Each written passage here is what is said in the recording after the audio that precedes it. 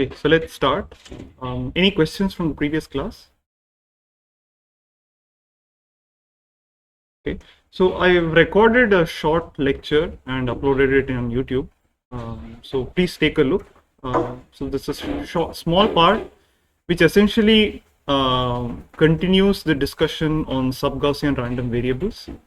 I just introduce a few more properties of sub-Gaussian random variables, and I introduce this notion of sub-exponential random variables, wherein the tails don't decay as fast as a Gaussian, but still the decay is exponential in delta. Right? So let's just do a very quick recap, and we'll see an application of these tail bounds that we can prove for sub-Gaussian and sub-exponential random variables. Right. So recall that a random variable x is sub-Gaussian if it satisfied one of those 5 properties, but then we defined it using this fourth property, which said that the expected value of e raised to x square by k square is less than or equal to 2 for some positive real k. And we defined the sub-Gaussian norm as the smallest k for which this particular statement holds true. Now, similarly, we can also prove some additional properties of sub-Gaussian random variables. In particular, if x is a sub-Gaussian random variable with an arbitrary mean, then the centered random variable x minus expected value of x is also sub-Gaussian. But the sub-Gaussian constant need not be the same as the original uncentered random variable. It could be a little bit different, but it's off by just a universal constant. Universal constant doesn't depend on the mean. And similarly, if you have a number of independent sub-Gaussian random variables, then any linear combination of those is also a sub-Gaussian random variable, and you can also find, or at least upper bound, the sub-Gaussian norm of this linear combination. Right? Question?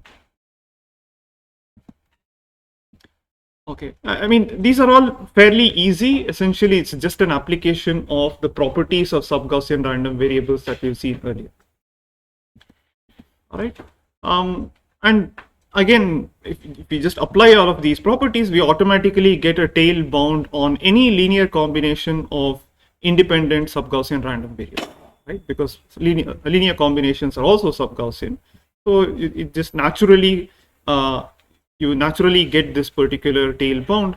So the probability that any linear combination of sub-Gaussian random variables deviates from its expected value by an amount delta, this decays exponentially as e to the minus constant times delta square divided by something. Right? And these are quantities that you can bound fairly easily. Now, if you go back to one of the examples that we've discussed earlier, for example, error correcting codes, we saw an application where the random vectors that we were interested in were Gaussian, but we were interested in bounding the norm of this Gaussian, or the squared norm of the Gaussian. But then the squared norm is a sum of squares of Gaussians, so that's a chi-squared random variable. Now, chi-squared random variable is not sub-Gaussian, but it still satisfied a tail bound, right?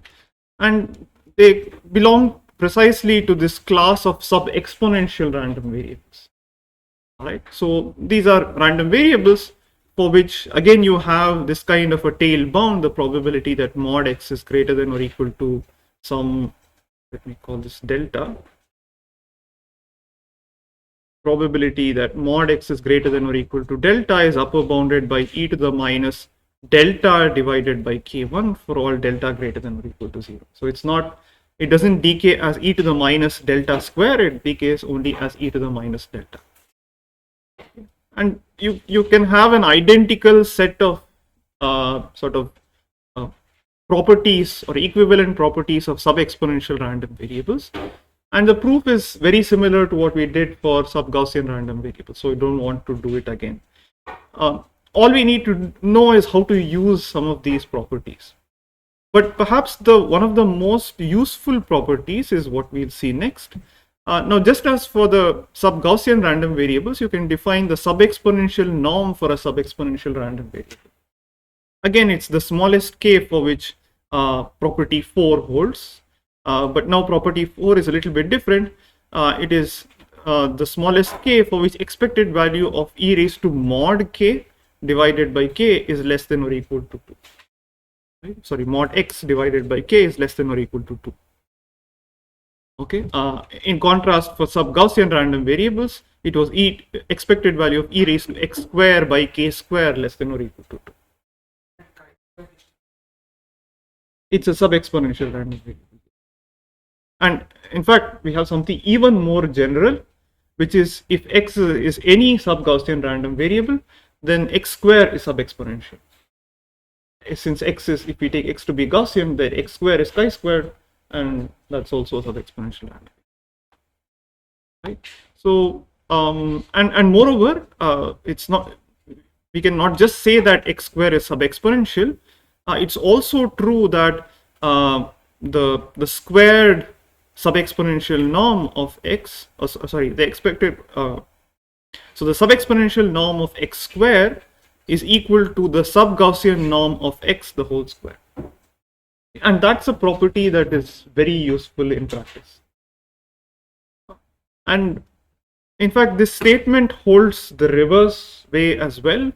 If x square is, if you have any arbitrary random variable x and you know that x square is sub-exponential, then x is also sub-Gaussian. So it's an if and only if condition. And again, by properties, you can also show that this sub-exponential norm is in fact a norm, and therefore you can you have a host of other properties that you get for free. What is useful? I mean, ultimately, what do we want? We're not just interested in understanding these random variables, but we want to use these in some kind of applications as well.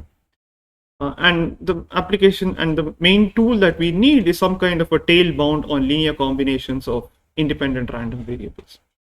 And just as we had Hoeffding's inequality, we also have this so-called Bernstein's inequality, which says that if xi's are all independent and zero mean and all are sub-exponential, then again you can bound the probability that the linear combination deviates by an amount delta, and that is again exponentially decaying in whatever delta square or delta depending on the regime of delta. Right? And this behavior is very similar to the tail decay of a Poisson random variable. So you have this phenomena where for small enough delta, it decays much faster than e to the minus delta. It in fact has Gaussian tails. It behaves like a Gaussian. But for large delta, it decays only exponentially. It doesn't decay as e to the minus delta square. So in this regime of small deviations, it behaves like a Gaussian, but in the regime of large deviations, it behaves like an exponential.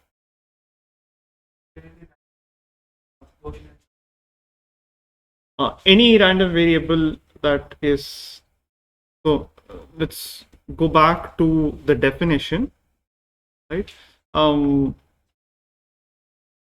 Let's suppose that a Gauss, okay, so let's take say property 2. Okay, suppose that a random variable is sub-Gaussian. Okay, then what do you have? What does property 2 tell you?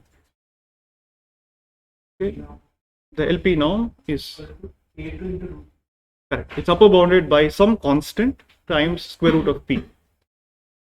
What is it for sub-exponential? For what p?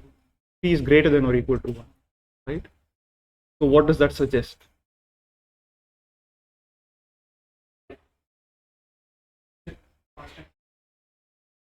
No.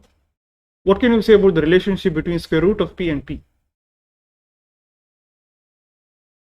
Yeah, so square root of p is less than or equal to p for all p greater than or equal to 1, right? So property 2 tells you that every sub-Gaussian random variable is also sub-exponential.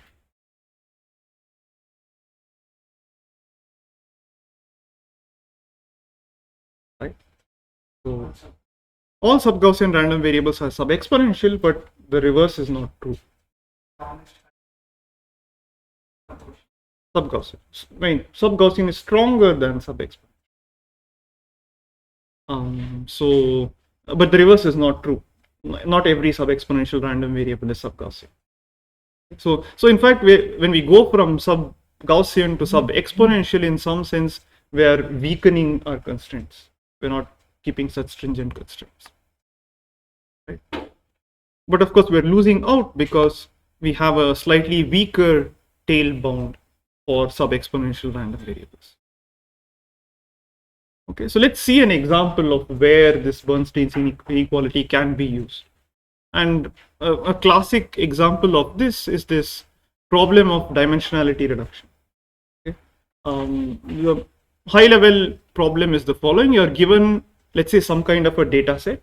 You can think of a data set as a bunch of vectors living in a high-dimensional space. Right? So you're given, let me call this A. So x1, x2, x3, up to maybe xn. Okay, so you're given n vectors, arbitrary vectors, all living in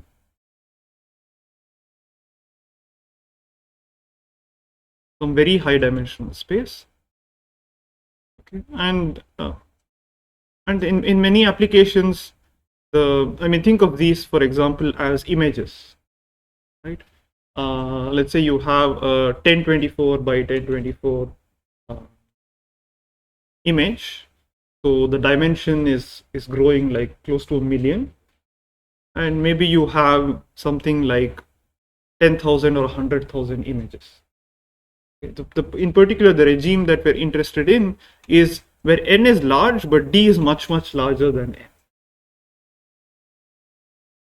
And you want to do some kind of, either you want to, let's say, perform clustering on these images. Okay, you want to find out which images are, say, reasonably closer to each other. I mean, image is just an example, but you think of any vectors in high dimensional space. For us, it's just abstract. Okay. Now, when you want to do something like clustering, all that matters is essentially the pairwise distances between these vectors, loosely speaking. Okay. But then if I try to perform some kind of a clustering on this data set directly, then the amount of computation that I have to do, because I have to at least compute pairwise distances, right? Let's suppose that that's our problem itself. We want to compute pairwise distances, okay, to find out which pairs of images are closer to each other, or which pairs of vectors are closer or close to each other. So roughly, how would the complexity grow? How many arithmetic operations would I need to do? How many pairwise distances do I have to compute? N square, well, not really n square, but just n choose 2, right? Because I just need pairwise. So let's compute complexity of computing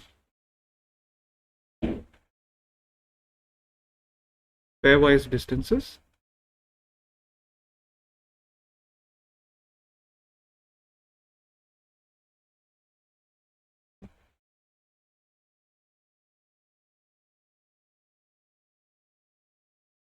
So this grows as some constant times I have n choose 2 pairs of vectors, and to compute distance between any pair of vectors, how many arithmetic operations would I need? D, right? Capital D. Great.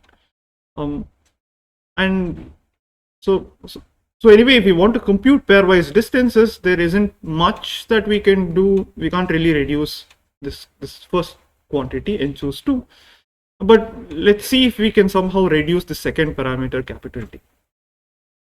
So one sort of common approach is to somehow try to project each of these vectors into a lower dimensional subspace. So let's try to look at some embedding G from R to the D to R to the capital D to R to the little d, where hopefully D is much smaller than capital D, such that I still have these pairwise distances maintained almost as they were in the higher dimensional space. So this operation is called dimensionality reduction. You're reducing the dimensionality of the original space, you're bringing it down to a smaller space, but of course you lose something. It's not, you can't really preserve all the information that you had in the higher dimensional space. So let's say that the pairwise distances are preserved approximately. Okay, what we want is that if you look at the distances between g of xi and g of xj, let's assume that we're operating with the 2 norm. So now it doesn't really matter whether I put a square or not. So this is close to the distance between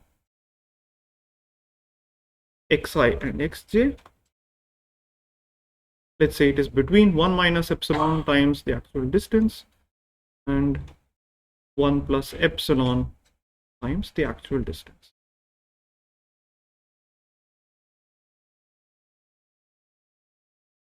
And we want this to happen for all ij.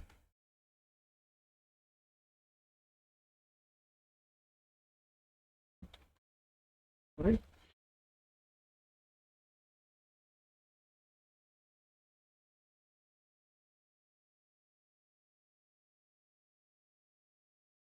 So if this property holds, then we'll say that G is an epsilon isometry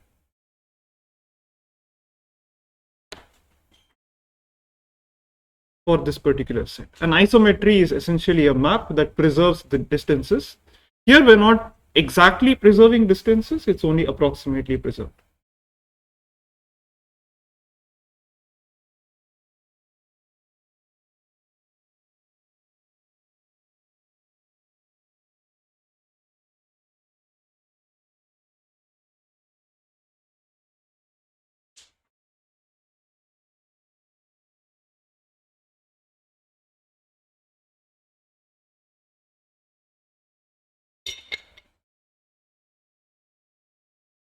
Okay, is the objective clear? All right.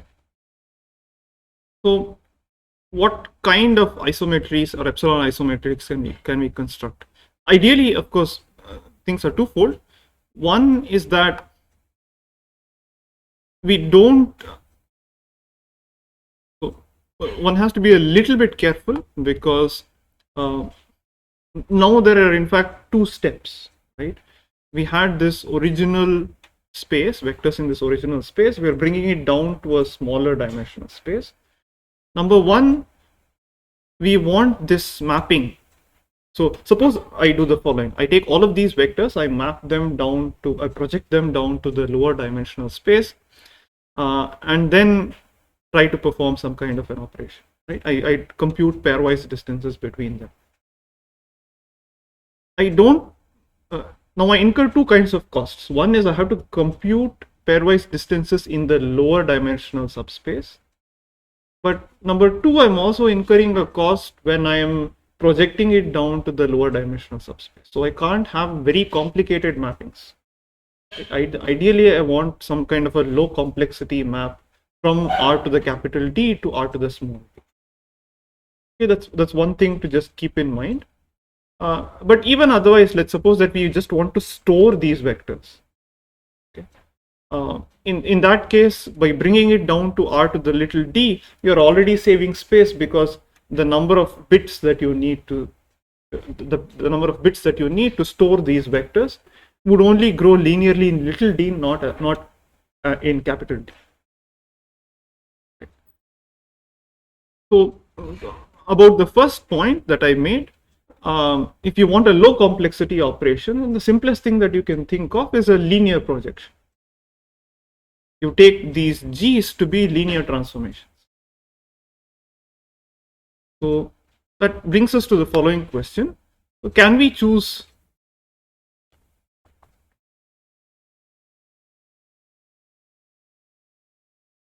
G to be a linear map?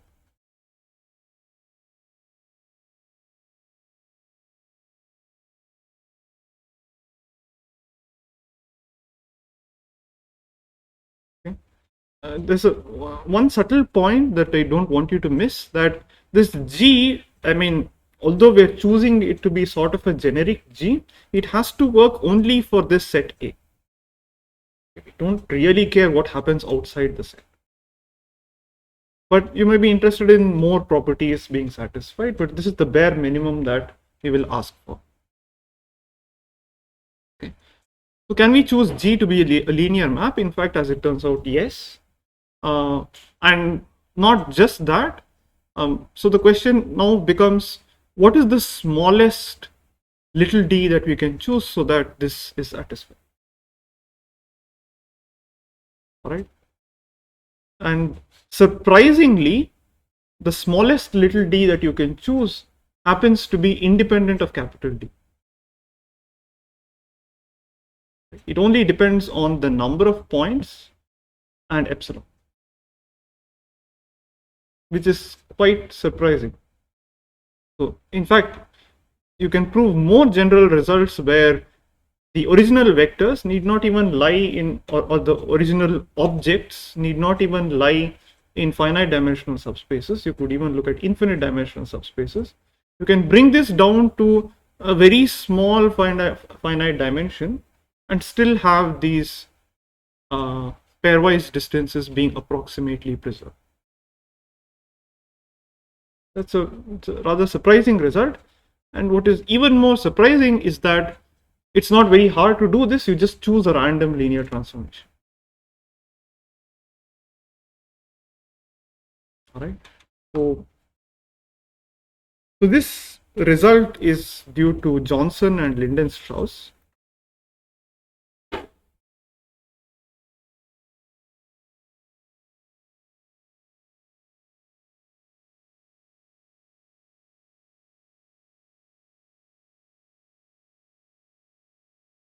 And it says the following. So suppose, let me assume that, say, y, or maybe let me call this A, is a random D by capital D matrix.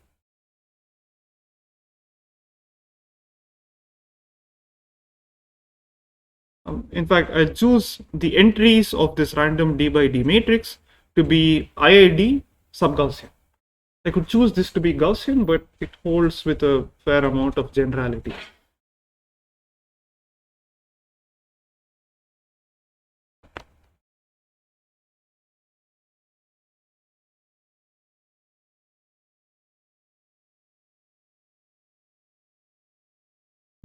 All right, so A is a random D by D matrix, and let me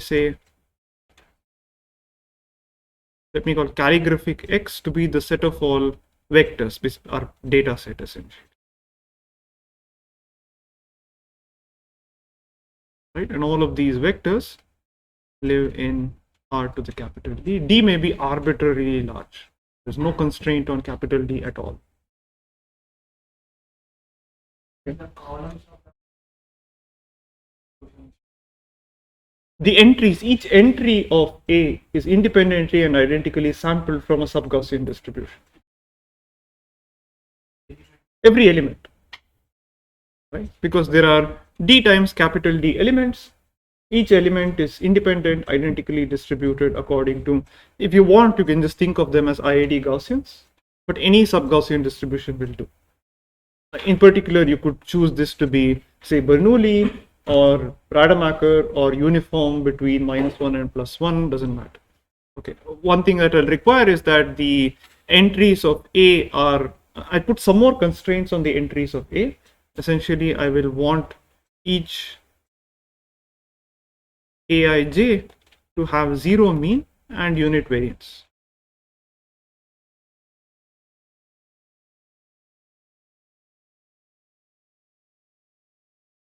But that you can anyway do just by sort of shifting the matrix and scaling the entries. That's not. Yes, yes. They are not random vector. No, I haven't defined what a sub-Gaussian random vector is. Right? So every entry is an independent, identically distributed sub-Gaussian random.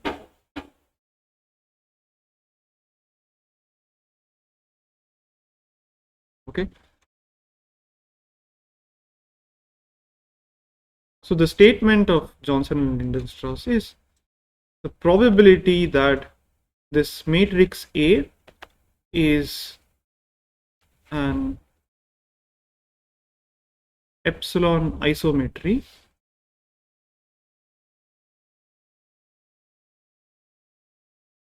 for this set of vectors is at least 1 minus delta. So I fix any arbitrary pair epsilon and delta, epsilon less than 1 and delta is also less than 1, it's between 0 and 1. Then this random matrix turns out to be an epsilon isometry for X as long as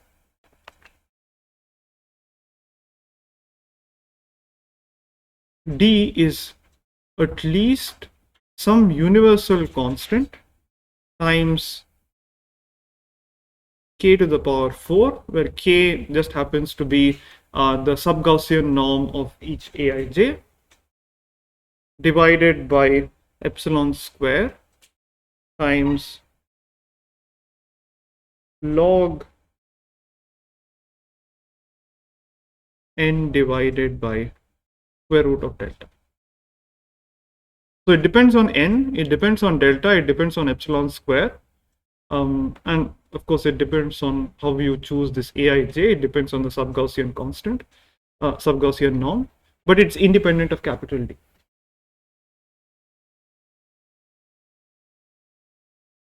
So basically, if you have a high dimensional vector or a set of high dimensional vectors, then you just take a random linear projection of those, and that's guaranteed to preserve pairwise distances approximately.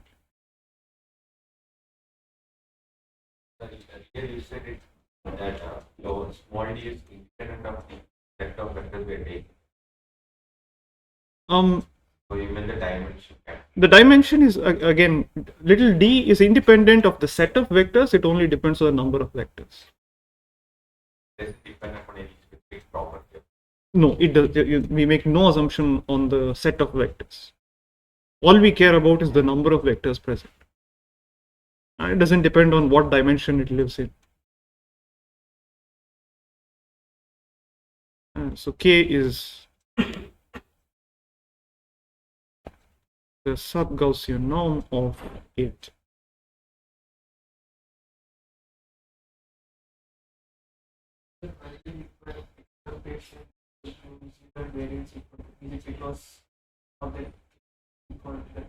We'll just see. I mean, it'll be fairly obvious why that is the case. Just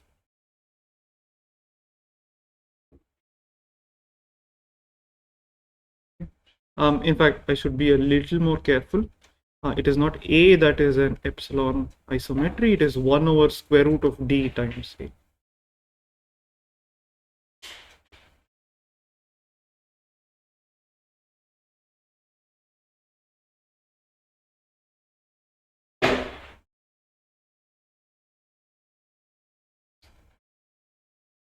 Okay.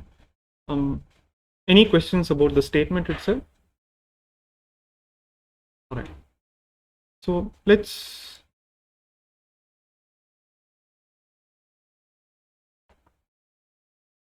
Let's try to prove this particular statement. Now, let's take any column or any entry of a times x. Okay? So, in other words, let me do something a little different. Let us recall that g of xi. So this is just a times xi, right? Or 1 over square root of d times a times xi. What is g of xi minus g of xj square? Correct. So it's just 1 over d times 2 norm of a times xi minus xj square, right? So let's look at a times xi minus xj. Let me denote by, let me say vi, using notation. Let me say vl is equal to the nth entry in a times xi minus xj. What is this equal to in terms of the entries of a and xi xj?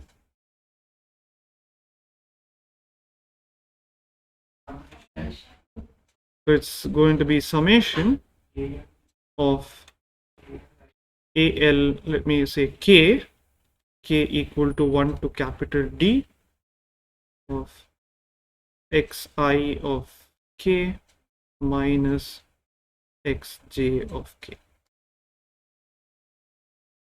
right? This is fine. What can you say about the mean and variance of VL? So, okay, this is for any L, right? And remember that the ALKs are all IID zero mean, unit variance, random variables. So, what can you say about expected value of VL?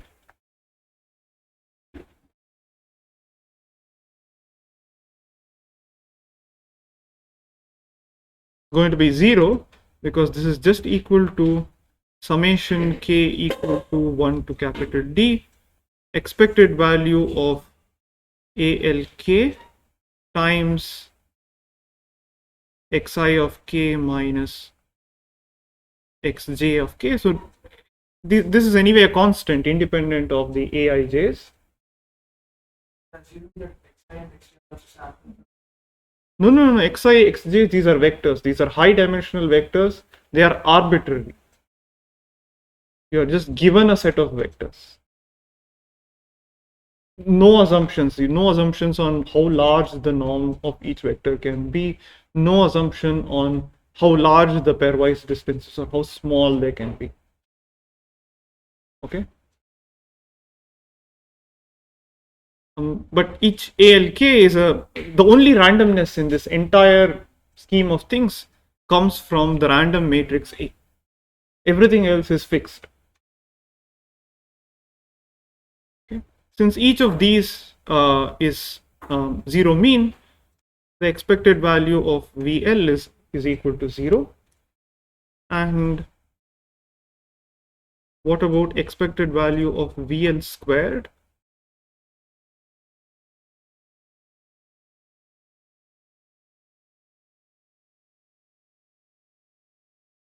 That is the variance of VL.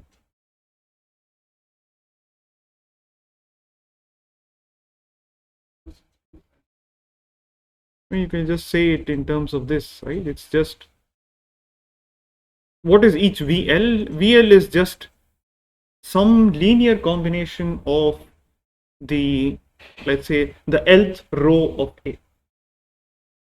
Right? That's the right way to think about it.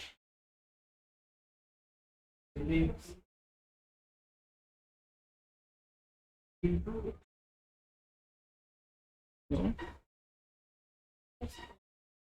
Sum of squares of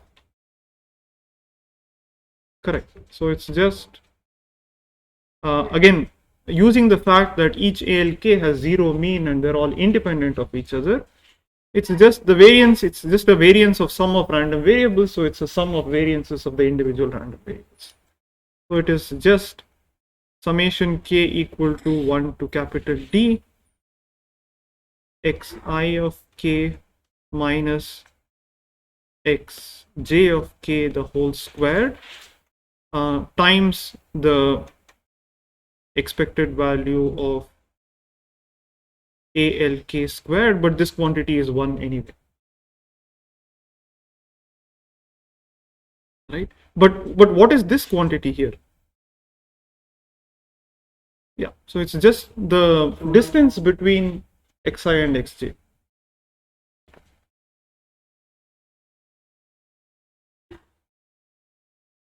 Okay, that's good. So each entry of VL, at least in expectation, it has zero mean and the variance is equal to the distance between them. All right. But now what about for different L's? How do they behave? Suppose I take an L1, say the L1th column and the L2th column. The same, but what about the joint distribution of those two?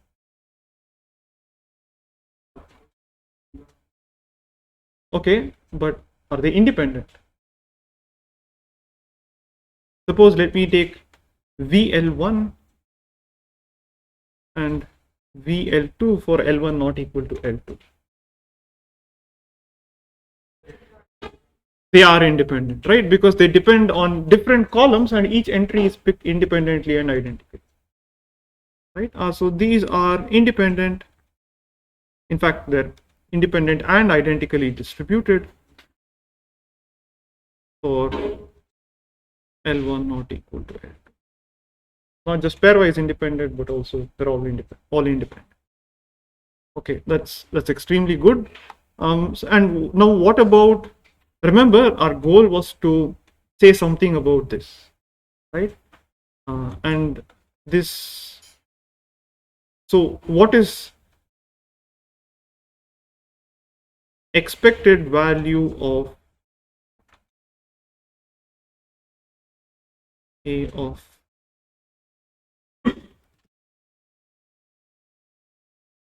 1 over square root D A times xi minus xj square? What would this be equal to?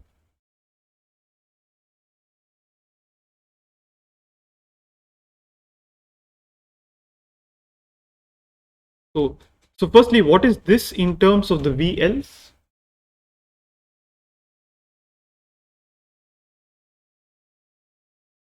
It is 1 over D, there's a 1 over D factor that's there, times summation, the norm squared of V, or it's summation L equal to 1 to little d VL square, right? So this quantity is nothing but 1 over D times summation I equal to 1 to D expected value of VL square, which is 1 over D times this, which is just xi minus xj to norm square, right? This is okay?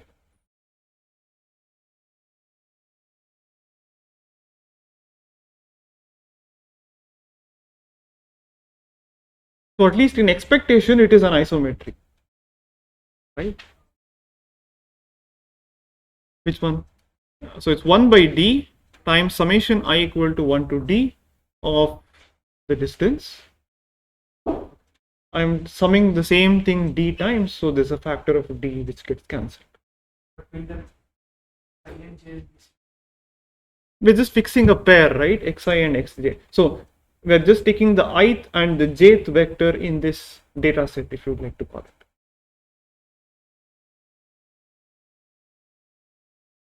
Okay, this is for a fixed pair I comma j.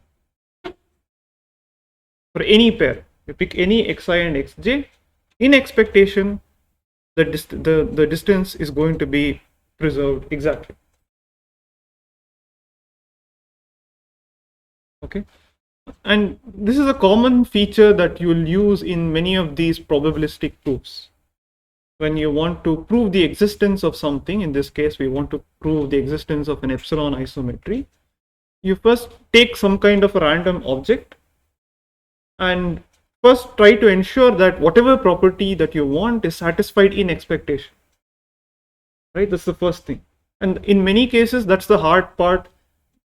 Choosing this carefully and cleverly is really where all the difficulty lies.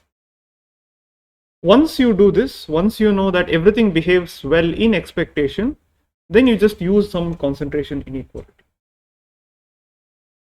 Okay, and that's a standard approach. How is this different from? VL square is a random variable, right? Or maybe I didn't get your question correctly.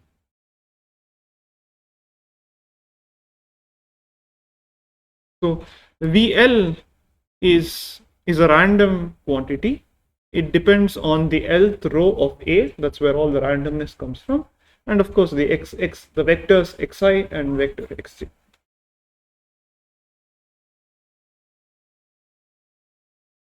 When we take the expectation, the norm is preserved. That's what I'm saying. The squared norm is preserved in expectation. I mean, whatever the squared distance is preserved. Independent of capital D. I mean, yeah. I mean, it's independent of everything else at this point, right? Because we're just talking about expectation.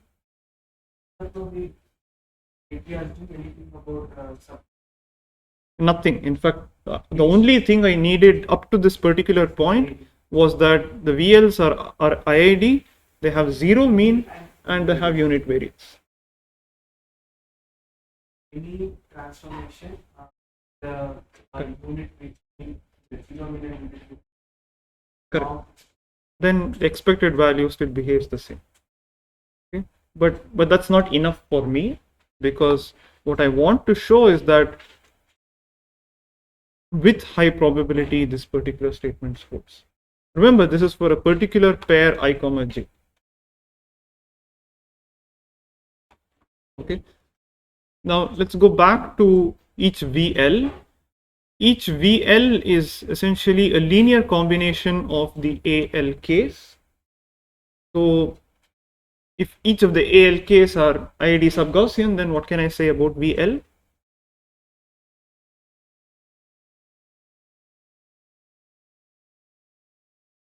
Yeah, it's a linear combination of sub-Gaussian random variables, which is also sub-Gaussian.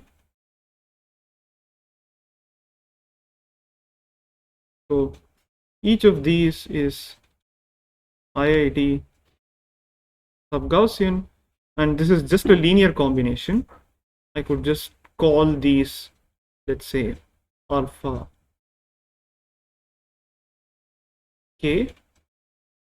So this is just summation k equal to 1 to d alpha k ALK, which is also sub-Gaussian, and the sub-Gaussian norm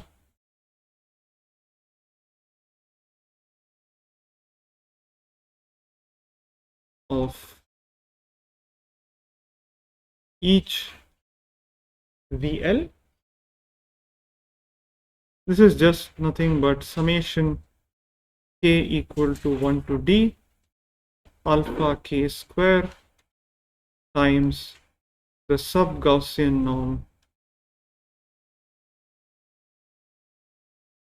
squared of each ALK. Right? It's sort of just bring this out. Since they're all IID, I can bring this quantity outside. And what is summation over k alpha k squared?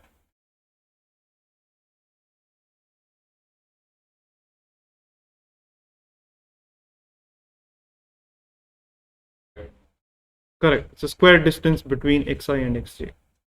So this is just square distance between xi and xj times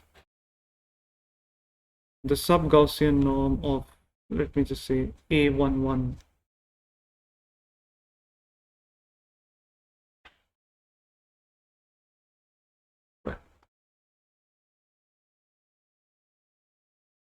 Okay. All right. But what is the quantity that I'm actually interested in bounding? Right. So again, we'll fix a particular I and j. What do we want? What is the event that we are interested in?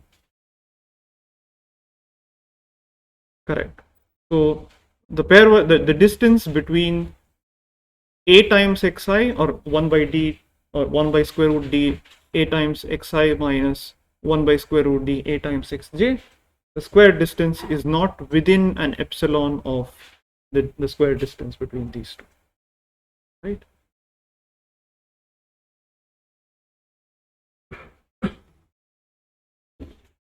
Root d a times xi minus xj squared minus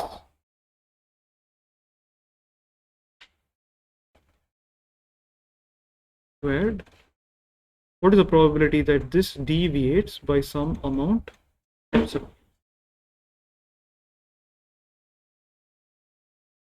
Okay. This is the same as probability. Sorry, I have to be a little careful. Not epsilon, but epsilon times xi minus xj squared. Um, but what is this? This is just, yeah. But let me try to represent this in terms of the VLs, because I know what the VLs are, right? What is this quantity equal to? It is just 1 by d times summation VL, right? So 1 by d summation L equal to 1 to d VL, VL squared minus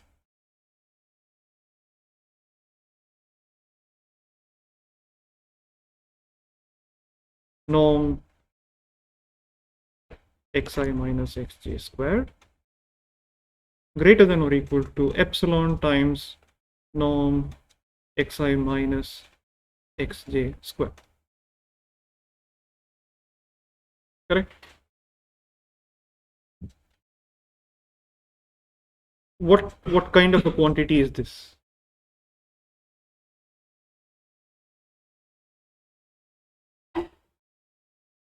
Okay, I mean, I want to use a concentration inequality, so yes, so it's a sum of IID sub exponential random variable, right? Basically by this property over here.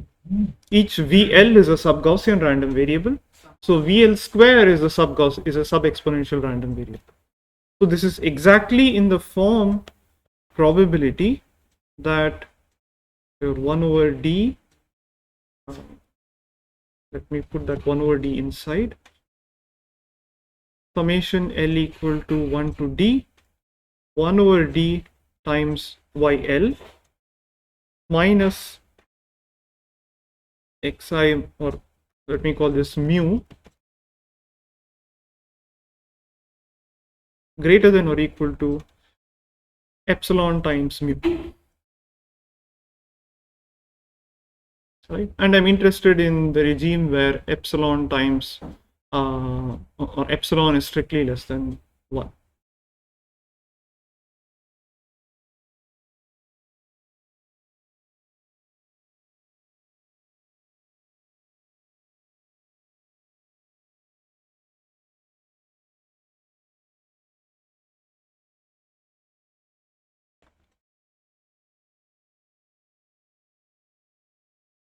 So the squared sub-exponential norm is just equal to, I'm sorry, the sub-exponential norm is just equal to the sub-Gaussian norm squared of each VL, and that is just the distance xj square times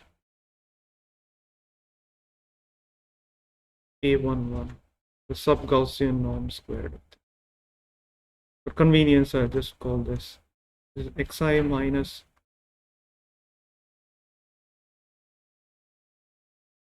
this is essentially the mean of the yj's, so it is mu times k square, where k is the sub-Gaussian norm of a1.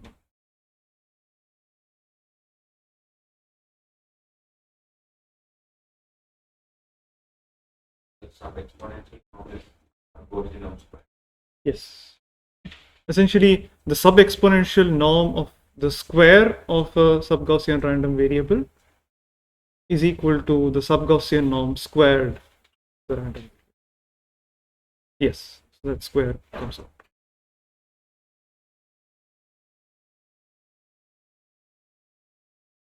Okay, so now what do we have from Bernstein's inequality? This is less than or equal to 2 times C times the minimum, or let me just use one of them. It doesn't really matter because, yeah. So yeah, I'm interested in the regime where epsilon is small. So effectively the first term in Bernstein's inequality will dominate. So C times epsilon square mu square divided by summation L equal to 1 to D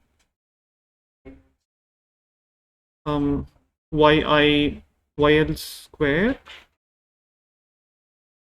not YL square, something else.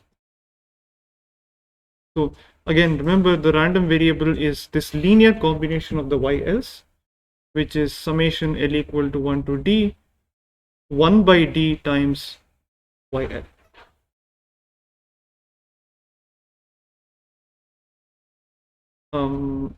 Again, YL is a random variable, right?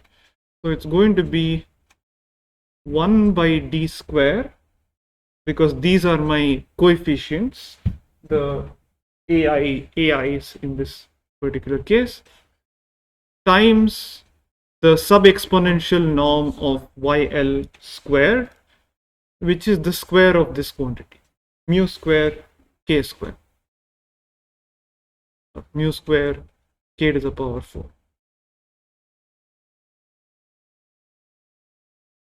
Bernstein just requires to be independent.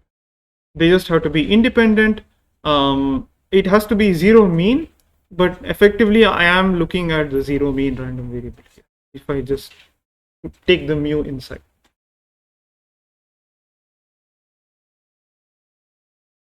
Right. Okay, let's just try to simplify this. I mean, this quantity is the same for all L. Right.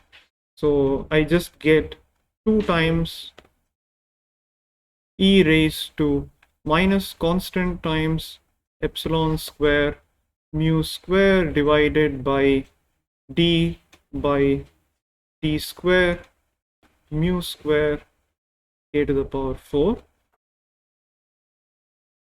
The mu squares cancel out, and d and 1d in the denominator cancel out.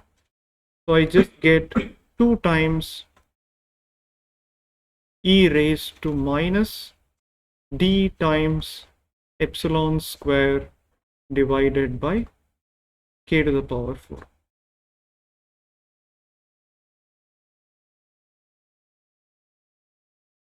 Okay. K is the sub-Gaussian norm of each entry of A.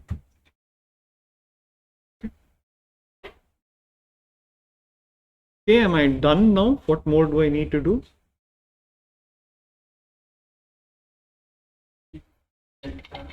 This is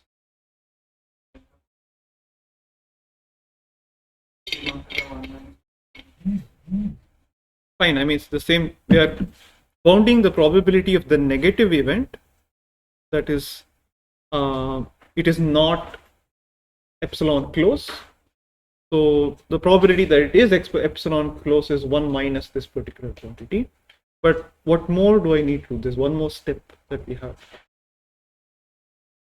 Exactly, we consider only one pair. So now I need to consider all possible. Exactly. So the probability that 1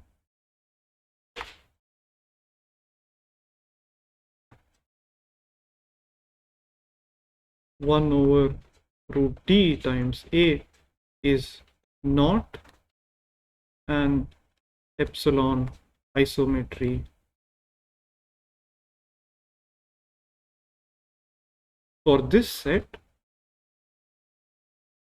just by a union bound is, how many pairs do I have? And choose 2.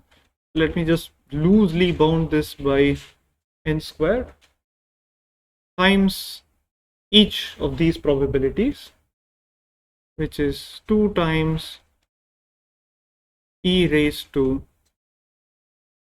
minus some constant times d epsilon square divided by k to the power 4. Now what I want is that this should be at most delta. So this is my delta. How large should d be?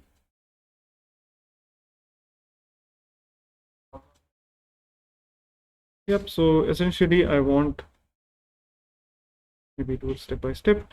So n square times, or 2n square e raised to minus 3 d epsilon square by k to the 4, this is equal to delta.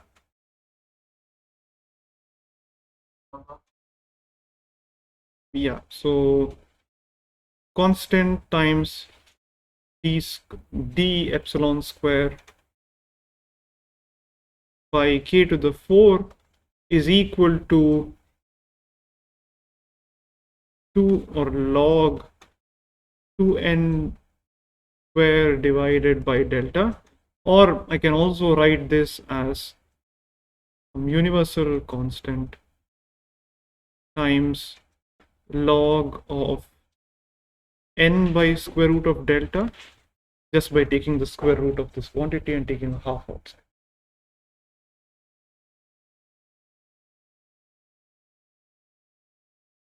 Right, and therefore d has to be at least k to the 4 divided by epsilon square, some universal constant, times log of n divided by square root of d. Awesome.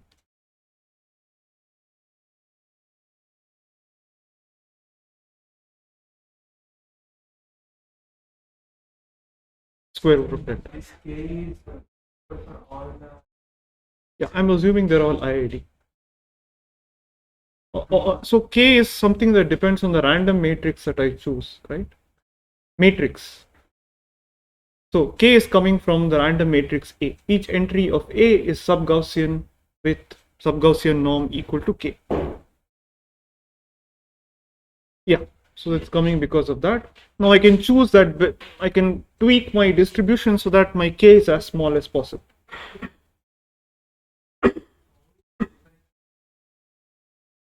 So PCA is a completely different operation, right?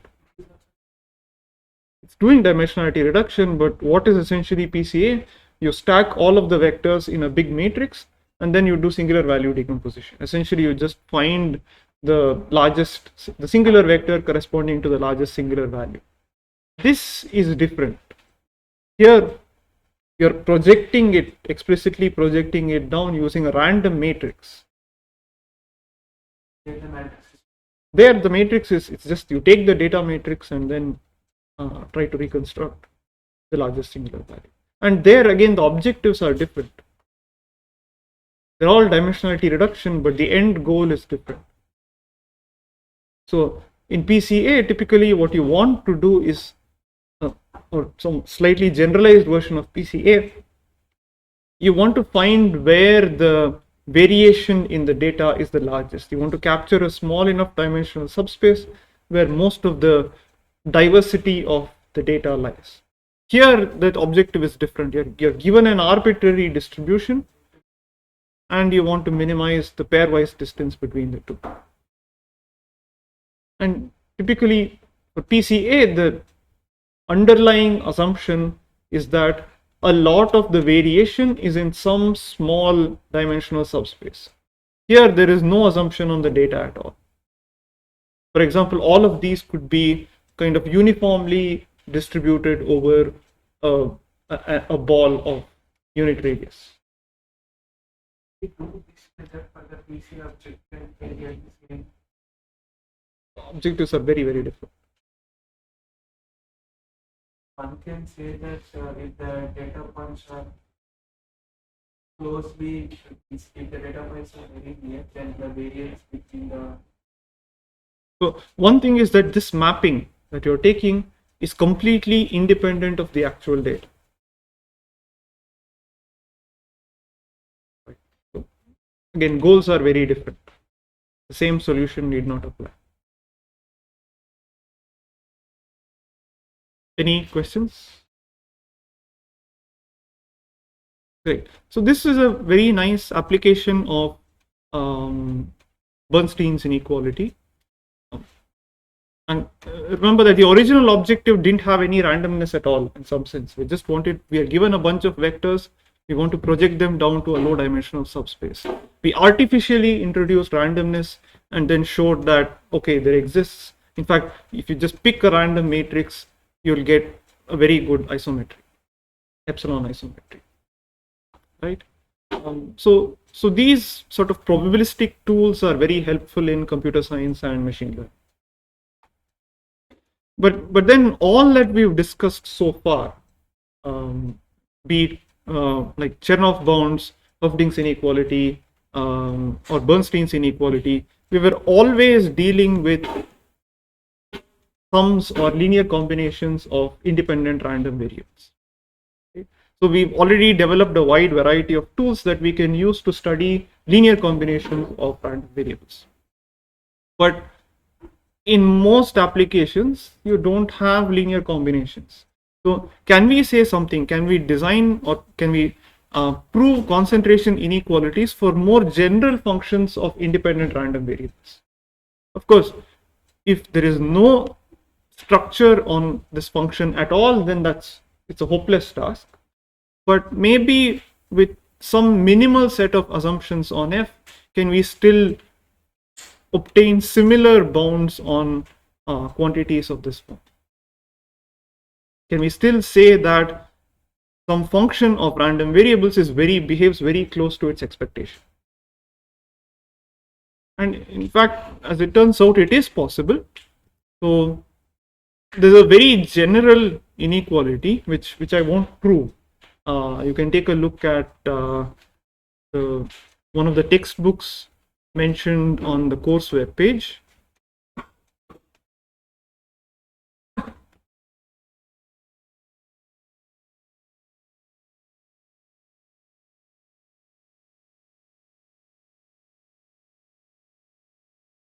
For a proof, but again, we won't be particularly interested in the proof itself, but rather how this can be applied.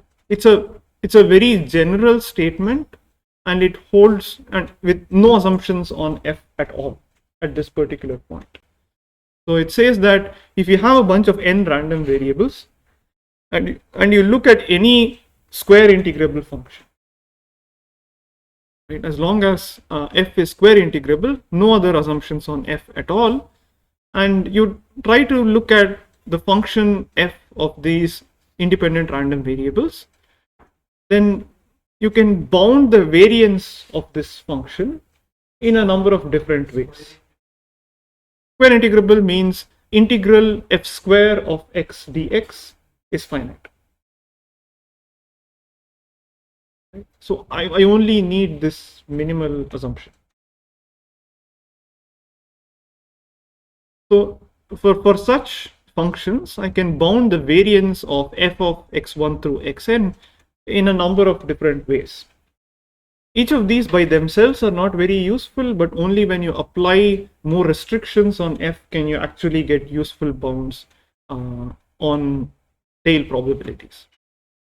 But this is sort of a generic approach which broadly comes under Efron-Stein inequalities. So suppose that I'm able to, the high level idea is the following.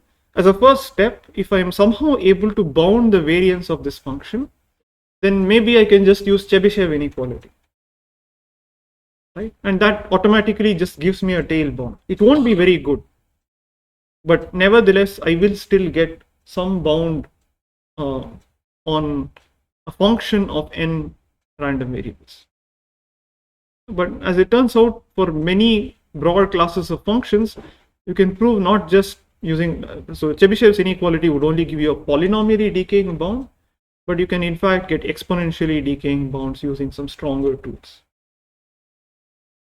Okay, so it basically says the following: the variance of f of x1 through xn can be upper bounded as a sum of expectations of these of quantities of this particular form. So it's essentially expected value of f of x1 through xn minus expected value of f of x1 through xn, where you take the expectation only with respect to xi. So you condition on x1 through xi minus 1, xi plus 1 through xn. So you just leave out xi.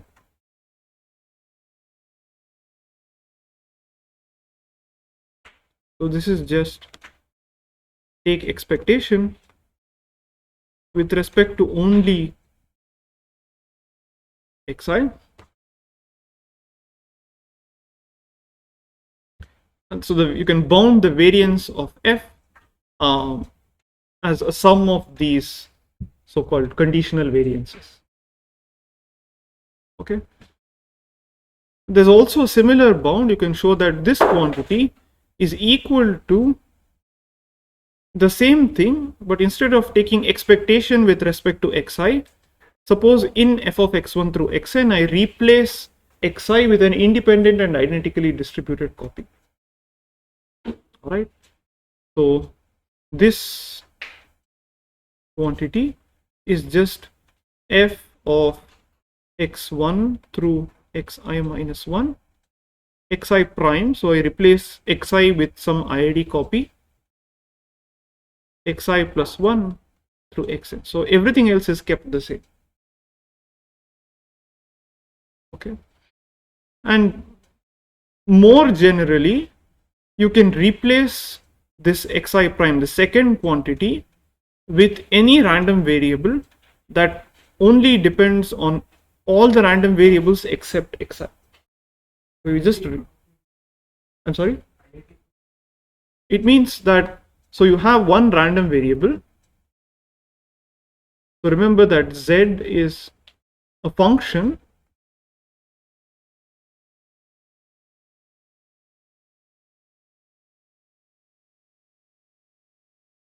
for example, this could just be the sum of these random variables. Let me write it out explicitly. x1 plus x2 plus xi xn, right? Now let me look at another random variable. That's what I call zi prime. This is the same function where all of the other random variables are the same, but xi, instead of xi, I have an IID xi prime. So this is equal to x1 plus x2 and so on, but in the ith location I have xi prime xn. So z and zi prime, they are dependent. They depend on each other through x1, x2, x3 up to xi minus 1 and xi plus 1 up to xn. They're very strongly dependent on each other. Right? They're almost the same except that the ith random variable is chosen to be something different. Correct, it's independent of everything else. But the main point is that z and zi prime, these are not independent of each other. They're dependent. They're very, very strongly dependent. Okay. So if that is the case, then you have these bounds on the variance. Now, just by looking at it, it doesn't seem like this is useful at all. Right? It seems like a completely useless quantity, but there's a lot that you can get out of it. So in particular, suppose you have functions, general functions, which have this so-called bounded differences property, wherein suppose you keep everything else. So it's a function of n variables. Suppose changing only the ith variable, you change the ith variable arbitrarily, then the value of the function doesn't change by too much. Right? For example, if you take the sum, let's suppose that I have a sum of, or let's take the average, okay, where each xi is allowed to only say vary between minus say 0 to 1. Okay, so now if I take one particular configuration of x1 through xn and I replace xi, then how much can the function value change? No, everything else is fixed. Take any arbitrary configuration, no randomness at all. Yeah, if I'm looking at the sum, then it can vary by at most 1. If I'm taking the average, it can only vary by at most 1 over n. Right? Now this is a simple case, okay? But now you have to be a little careful. Suppose that each xi is allowed to be any real number, then I can't make such a statement. That does not satisfy this bounded differences property, because because one particular if each entry is allowed to vary from minus infinity to plus infinity, then I can change just one variable such that it blows up, the difference blows up. Okay, so this is in some sense a restricted class of functions. Right? It doesn't even capture averages for unbounded random variables. Right? But the advantage of this is that I don't need to know anything else about f. This could be an extremely weird looking function which I can't compute at all. But as long as I know that this satisfies this property, I can say something.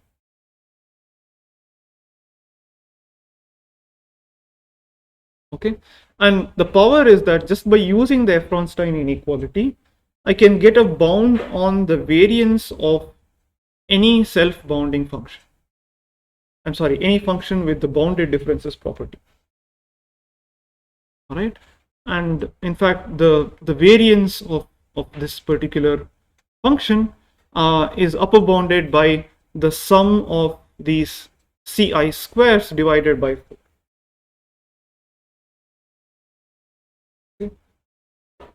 Again, I'm not going to prove these. You can look up the book for the proof, but let's see some applications to see how these can be used. Okay, so let's take a rather complicated problem, which is the bin packing problem. So the bin packing problem is the following. Let's say that you're given a bunch of real numbers, x1, x2 up to say xn. All of these lie between 0 and 1. And so these are some arbitrary numbers. These could be, let's say, 0.6, 0.9, 0.2, 0.3, 0.1, 0.5. Okay. And the goal is to pack these numbers into bins of unit size. So what you're allowed to do is, if two numbers sum to something less than 1, then you can pack them, you can group them together. Okay, so for example, I could pair 0.9 and 0.1 together in one bin. I could pair 0.6 and 0.3 together in one bin, and 0.2 and 0.5 together in one bin.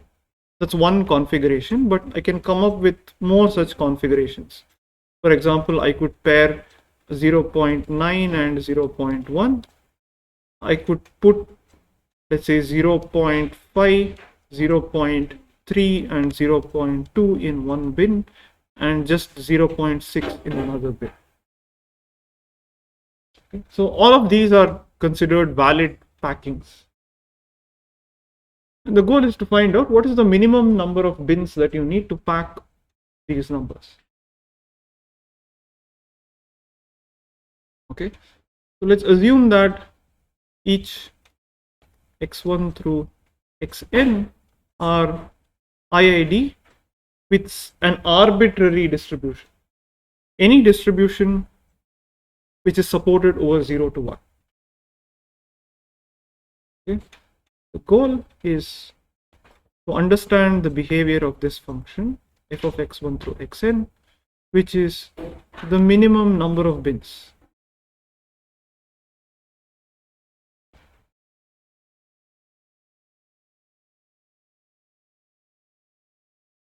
Then what's the rule behind that pack? Anything. This is general. So essentially each bin, the entries in each bin should sum to less than 1, less than or equal to 1. Yes, sir. Yes. So you can, so that's effectively the size of the bin. Another way of thinking about it is, suppose you have a bunch of balls, all of different sizes. Okay, and you have bins that can be closed.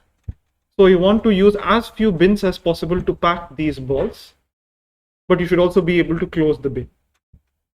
Okay, that's, you can think of that as a, they're essentially equivalent problems in some sense. But that's sort of a three-dimensional version of this simpler one-dimensional problem. I mean, you can look at it with the same perspective. Same tool can be used there as well. Okay, so I want to know what is the minimum number of bins. Now, I don't know what this function looks like at all. Right? It's, in some sense, this is the solution to an optimization problem. It's essentially a resource allocation problem. Right? Another way to think about this is, suppose I have a number of jobs that I want to allocate to a number of servers. Each, and let's say that these numbers represent the amount of time or the expected amount of time that each job is going to take, and each server can take can operate for, let us say, 1 hour. Okay. Or you also, or maybe you want to find the number of hours that you have to run one particular server. So, and suppose that each sort of, you can group together jobs into one server. Let's assume that you have multiple servers, and each server can operate for, let us say, 1 day or 1 hour, whatever. And this is the fraction of 1 hour, this is the amount of time in terms of fraction of an hour that is required to, that each job consumes. Then how do you allocate? Then this bin packing is the same as allocating jobs to servers, and the number of bins is the number of servers that you need, the minimum number of servers that you need in order to essentially process all of these jobs. So many different problems of this nature can be formulated as a bin packing problem. Now, this is a very complicated object to analyze, right? And in fact, even finding the expected number of bins, expectation of f of x1 through xn is hard in general, because of course, right at this point, I have not assumed anything about the distributions. Not xi's are not sub-Gauss, I mean, these are bounded, of course, but no other assumptions made at all, right? But let's see if we can still get a bound on the variance of f of x1 through xn. Okay, so what can you say about f of x1 through xn? Suppose I replace this each xi, take one particular xi, and I replace it with something totally different. Okay? So you look at, take any configuration x1 through xn and replace xi with some other, again arbitrary, xi prime.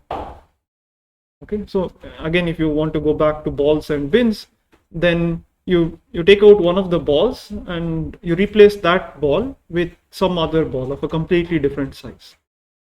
Then what would happen to the minimum number of bins required to pack these bags, these balls? It could change by at most one, right? But no more than one. Now again, the configuration might have to change entirely, that doesn't matter, but the minimum number of bins required, that would change by at most one. Okay? Configuration may change. So f of x1 through xn minus f of x1 xi prime xn, this is bounded at most by 1. So what would I get using the Efron-Stein inequality? So the variance of f of x1 through xn is just summation I equal to 1 through n ci square by 4. What is ci square? It's 1. So it's just n by 4. So the variance of f of x1 through xn is at most n by 4. Now suppose that okay, even otherwise, if I had to just use the Chebyshev inequality without even knowing what the expectation is, through xn minus the expected value, the probability that this is greater than or equal to some constant delta times square root of n. What would this be?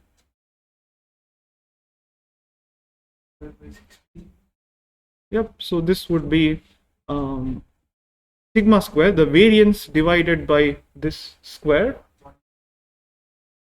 1 by 16 delta square, right? So now, at least for reasonable delta, I do get a good bound, right? So if the expectation itself is like fairly large, it depends, say linearly with n, then this is pretty good. It says that the variation is at most square root of n. The expectation is, say, order n, but the variance is only square root, so the standard deviation is only square root of n, which is already pretty good. Okay. So let's stop here. Any questions?